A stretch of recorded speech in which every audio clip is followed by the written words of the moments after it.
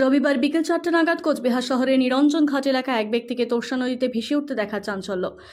ওদের সূত্রে জানা যায়, প্রায় 1 ঘন্টা চেষ্টায় সিভিল ডিফেন্সের লোকেরা ওই মৃতদেহ উদ্ধার করে।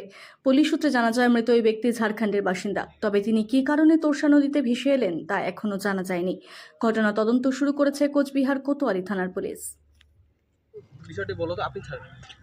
ওই যে নদী দিয়ে যখন ভাইসা যায় না, তখন আমি ওখানে গাছতলা বসেছিলাম, মানে কিছু দূর যায়া তারপর উনি হাত দেখায়া ডুবে গেছে, হাত দেখা ডুবে গেছে। যেখানে ডুবছে সেখান থেকে অন্তত ধরো 10-12 হাত, মানে ওই ভাটির দিকে যায়, ওখানে লাশটা আটকে ছিল। আজকে পুলিশ আইসে ওখান থেকে ডুবারু নিয়ে আসে, খুঁজে খুঁজে ওখান থেকে পাইলো, এতে নিয়ে গেল। এখন লোকটা কি এখানকার নাকি বাইরের? ঝাড়গ্রাম, বাইরের। বাইরে ঝাড়গ্রামের। আপনার নাম?